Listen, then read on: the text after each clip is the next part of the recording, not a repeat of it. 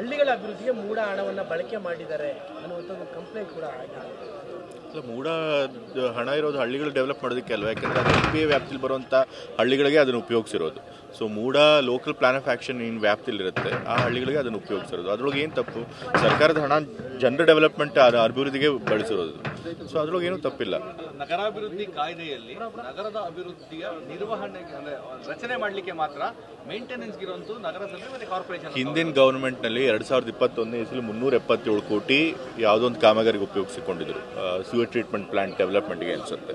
So ಅದರೊಳಗೆ 44 ಕೋಟಿ ಉಳ್ಕೊಂಡಿತ್ತು GSTದು. So ಅದನ್ನು ಏನು ಮಾಡಿದ್ದಾರೆ ಅಂತಂದರೆ ಶ್ರೀರಂಗಪಟ್ಟಣ ಮತ್ತು ವರ್ಣಾ ಕ್ಷೇತ್ರದ ಮೂಡ ವ್ಯಾಪ್ತಿ LPA ವ್ಯಾಪ್ತಿ ಒಳಗೆ ಬರುವಂಥದ್ದಕ್ಕೆ ಅದನ್ನು ಉಪಯೋಗಿಸ್ಕೊಂಡಿದ್ದಾರೆ. ಮತ್ತು ಹಿಂದೆ ಒಂದು ಗೌರ್ಮೆಂಟ್ ಆದೇಶ ಕೊಟ್ಟಿದ್ರು, ಫಂಡ್ 1 ಏನು ಬರುತ್ತೆ ಹಣನ ಮೂಡ ಡೆವಲಪ್ ಆಗಿರೋ ಲೇಔಟ್ಗಳಲ್ಲೇ ಉಪಯೋಗಿಸ್ಕೋಬೇಕು ಅಂತ. ಆದರೆ ಅದು ಗೌರ್ಮೆಂಟ್ ಆದೇಶ, ಅದೇನು ಕಾನೂನಲ್ಲ, ಗೌರ್ಮೆಂಟ್ ತನ್ನ ಅನುಕೂಲಕ್ಕೆ ಮಾಡ್ಕೊಂಡಿದ್ದು. ಸೊ ಅದರೊಳಗೆ ಏನು ಯಾವುದೇ ಕಾನೂನು ರೀತಿಯ ಉಲ್ಲಂಘನೆ ಆಗಿಲ್ಲ. ಸೊ ಸುಮ್ಮನೆ ಎಲ್ಲದಕ್ಕೂ ವಿವಾದ ಹುಟ್ಟಿಸ್ಬೇಕು ಅಂತ ಮಾಡ್ತಿದ್ದಾರೆ. ಯಾರು ಕೂಡ ಅದರೊಳಗೆ ಅವ್ಯವಹಾರ ಮಾಡಿಲ್ಲ. ಆಗಿರೋದು ಜನರ ಡೆವಲಪ್ಮೆಂಟ್ಗೆ ದುಡ್ಡು ಬಳಕೆ ಆಗಿರೋದು. ಸೊ ಅದ್ರೊಳಗೆ ಅವ್ಯವಹಾರ ಎಲ್ಲಿ ಬರುತ್ತೆ ಅಂದ್ರೆ ಆ ಪ್ರದೇಶವಷ್ಟು ಮೂಡ ವ್ಯಾಪ್ತಿ ಇದು ಅಂತ. ಹೌದು, ಮೂಡ LPA ವ್ಯಾಪ್ತಿಯೊಳಗೆ ಬರೋ ಹಳ್ಳಿಗಳಿಗೆ, ಮತ್ತೆ ಆ ಹಳ್ಳಿಗಳಿಗೆ ಹಿಂದೆ ಮೂಡದಲ್ಲೇ ಹಣ ಕೊಟ್ಟು ಕಾಮಗಾರಿಗಳೇನಿವೆ ಅದು ಪೂರ್ತಿ ಪೂರ್ಣಗೊಂಡಿಲ್ಲ. 90% ಕಾಮಗಾರಿಗಳಾಗಿತ್ತು, 10% ಬಾಕಿ ಇತ್ತು. ಸೊ ಹಾಗಾಗಿ ಆ ಹಳ್ಳಿಗಳದ್ದು ಡೆವಲಪ್ಮೆಂಟ್ಗೆ ಹಣ ಉಪಯೋಗಿಸಿದ್ದಾರೆ. ಬಿಜೆಪಿ ಸರ್ಕಾರ ತಪ್ಪು ಮಾಡಿತ್ತು, ಅದನ್ನ ಕೊಡೋಕೆ ಅವಕಾಶನೇ ಇರಲಿಲ್ಲ ಕಾಯ್ದೆಯಲ್ಲಿ. ಅದನ್ನ ಇವರು ನಿಲ್ಲಿಸಬೇಕಾಗಿತ್ತು. ಕಾಯ್ದೆ ಅಂತೇನಿಲ್ಲ, ಅದು ಗೌರ್ಮೆಂಟ್ ಆದೇಶ ಮಾಡ್ಕೊಂಡಿರೋದು ಅಷ್ಟೇ. ಮೂಡ ಹಣನ ನಾವು ಜನರಿಗೆ ಉಪಯೋಗಿಸ್ಬೇಕು, ಮೂಡ LPA ವ್ಯಾಪ್ತಿಯಲ್ಲಿ ಬರುವಂಥ ಹಳ್ಳಿಗಳಿಗೂ ಉಪಯೋಗಿಸ್ಕೋಬೇಕು. ಅದನ್ನು ಕೆಲಸ ಮಾಡಿದ್ದೀವಿ. ಅದಕ್ಕೆ ನೀವು ಫಂಡ್ 1 ತೊಗೊಂಡ್ರೆ ಫಂಡ್ 2 ತೆಗೆದುಕೊಂಡಿದ್ದೇನೆ ಸರ್ಕಾರಿ ಹಣ.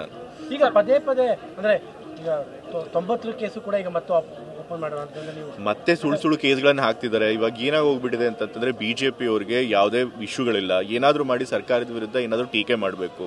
ಆದರೆ ನಮ್ಮ ಸರ್ಕಾರ ಏನು ಮಾಡ್ತಿದೆ, ಒಳ್ಳೆ ಕೆಲಸ ಮಾಡ್ತಿದೆ, ಜನಗಳಿಗೆ 5 ಗ್ಯಾರಂಟಿ ಸ್ಕೀಮ್ಗಳನ್ನು ಕೊಟ್ಟಿದೆ, ಜನಗಳು ಅದರಿಂದ ಖುಷಿಯಾಗಿದ್ದಾರೆ. ನೇರವಾಗಿ ಸರ್ಕಾರದ ಹಣ ಜನರಿಗೆ ತಲುಪ್ತಿದೆ. ಬಹುಶಃ ಪ್ರಪಂಚದಲ್ಲೇ ಅಷ್ಟೊಂದು ಮೊತ್ತದ ಹಣ, ಸರ್ಕಾರಿ ಹಣ ಜನರಿಗೆ ನೇರವಾಗಿ ಅವ್ರು ತಲುಪ್ತಿರೋದು ಪ್ರಪಂಚದಲ್ಲೇ ಎಲ್ಲೂ ಇಲ್ಲ. ಸೊ ಹಾಗಾಗಿ ಎಲ್ಲಿ ಜನ ಸರ್ಕಾರದ ಒಳ್ಳೆ ಕೆಲಸನ ಮೆಚ್ಚಿ ನಮ್ಮ ಸರ್ಕಾರಕ್ಕೆ ಸಂಪೂರ್ಣವಾಗಿ ಬೆಂಬಲ ಕೊಡ್ತು ಅಂತ ಹೆದರ್ಕೊಂಡು ಏನಾದರೂ ಒಂದು ಇಶ್ಯೂ ಹಾಕ್ಸ್ಬೇಕು ಅಂತೇಳಿ ಸುಳ್ಳು ಕೇಸ್ಗಳನ್ನು ಅವ್ರು ಹಾಕ್ತಾನೆ ಇದ್ದಾರೆ.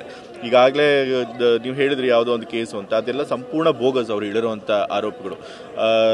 ನಾವು ಯಾವುದೇ ದಲಿತರಿಂದನೂ ಕೂಡ ಆ ಭೂಮಿನ ತೆಗೆದುಕೊಂಡಿಲ್ಲ, ಮತ್ತು ಮೂಡೋದಕ್ಕೆ ವ್ಯಾಪ್ತಿಗೂ ಬರೋದಿಲ್ಲ, ಅದು ಗ್ರಾಮ ಪಂಚಾಯತಿಗೆ ವ್ಯಾಪ್ತಿ ಇರೋದು. ಈಗಾಗಲೇ ಅದು ಕೋರ್ಟ್ಗೆ ಹೋಗಿ, ಹೈಕೋರ್ಟ್ಗೆ ಹೋಗಿ, ಸುಪ್ರೀಂ ಕೋರ್ಟ್ಗೆ ಹೋಗಿ ಕೇಸ್ ಡಿಸ್ಮಿಸ್ ಆಗಿದ್ರು, ಮತ್ತೆ ಅದನ್ನು ಇದು ಮಾಡ್ತಿದ್ದಾರೆ, ಕೆದಕ್ತಾ ಇದ್ದಾರೆ. ಸೊ ಹಾಗಾಗಿ ಬರೀ ಏನೋ ಒಂದು ಇಶ್ಯೂ ಮಾಡಬೇಕು ಅಂತ ಹೇಳಿ ಮಾಡ್ತಿದ್ದಾರೆ. ದೂರು ಕೊಟ್ಟಿರೋದು CM ಅವರ ಮೌಖಿಕ ಸೂಚನೆ ಕೊಡೋ ಹಾಗೆ ಇಲ್ಲ. ಮೌಖಿಕ ಸೂಚನೆ ಮೇರೆಗೆ ಕಾಮಗಾರಿಗಳಿಗೆ ಟೆಂಡರ್ ಅಪ್ರೂವ್ ಮಾಡ್ತಾ ಇರೋದು ಅಂತ. ಏನ್ ಮೌಖಿಕ ಯಾವ್ದು ಟಿಪ್ಪಣಿ ಬರೀತಾರೆ. ಮೂಡ ಹಣದಲ್ಲಿ ಮೌಖಿಕ ಆದೇಶದ ಮೇಲೆ ಏನಿಲ್ಲ, ಅದು UD ಇಲಾಖೆನಲ್ಲಿ ಆಗಿರುವಂಥದ್ದು. ಮೌಖಿಕ ಆದೇಶಕ್ಕೆ ಕೊಟ್ಟಿದ್ದಾರೆ ಅನ್ನೋದಕ್ಕೆ ಏನು ಇದಿದೆ, ಯಾರಾದ್ರೂ ಅಧಿಕಾರಿಗಳು ಬಂದು ಹೇಳಿದ್ರೆ ಆ ಥರದ್ದೇನಿಲ್ಲ. ಅರ್ಬನ್ ಡೆವಲಪ್ಮೆಂಟ್ ಇಲಾಖೆಯಲ್ಲಿ ಆ 44 ಕೋಟಿ ಬಳಕೆ, ಇದು 377 ಕೋಟಿ ಕಾಮಗಾರಿ ಇತ್ತು, ಅದನ್ನು 4 ಕೋಟಿ ಉಳ್ಕೊಂಡಿದೆ. ಅದನ್ನು ವಾಪಸ್ಸು ಸರ್ಕಾರದಕ್ಕೆ ಇದು ಮಾಡೋ ಬದಲು ಅಭಿವೃದ್ಧಿ ಕಾಮಗಳಿಗೆ ಉಪಯೋಗಿಸ್ಕೊಡು ಅಂತ ಹೇಳಿ ಅರ್ಬನ್ ಡೆವಲಪ್ಮೆಂಟ್ ಇಲಾಖೆಯಲ್ಲೇ ಅದನ್ನ ಆದೇಶ ಮಾಡಿ ಕೊಟ್ಟಿರುವಂಥದ್ದು. ಸೊ ಅದರ ಆಧಾರದ ಮೇಲೆ ಅದು ಕೆಲಸಕ್ಕೆ ಯಾಕೆಂದ್ರೆ ಯಾರು ಕೂಡ ಸುಮ್ಮನೆ ಸುಳ್ಳು ಆರೋಪಗಳನ್ನ ಮಾಡ್ತಿರಲಿಲ್ಲ. ಇವರು ರಾಜಕೀಯಕ್ಕೋಸ್ಕರ ಇವಾಗ ತಲೆ ಇಲ್ಲ ಬುಡ ಇಲ್ಲ ಆ ರೀತಿ ಆರೋಪಗಳನ್ನ ಮಾಡ್ತಿದ್ದಾರೆ. ಎಲ್ಲಿ ಇಶ್ಯೂನೇ ಇಲ್ವೋ, ಎಲ್ಲಿ ಹಗರಣನೇ ಇಲ್ವೋ, ಅಲ್ಲಿ ಇಲ್ಲದೇ ಇರೋ ಕಡೆನೂ ಕೂಡ ಹಗರಣ ಇದೆ ಅಂತ ಹೇಳಿ ಏನೇನು ಸುಳ್ಳು ದಾರಿ ತಪ್ಪಿಸುವಂತ ಕೆಲಸ ಮಾಡಿದ್ದಾರೆ. ಹಾಗಾಗಿ ದಾರಿ ತಪ್ಪಿಸಬೇಕು ಅಂದ್ರೆ ಯಾವಾಗಲೇ ಬೇಕಾದ್ರೂ ಮಾಡ್ಬೋದು, ಎಷ್ಟು ಆರೋಪಗಳನ್ನಾದ್ರೂ ಮಾಡ್ಬೋದು, ಆ ಕೆಲಸ ಅವ್ರು ಮಾಡ್ತಾ ಇದ್ದಾರೆ.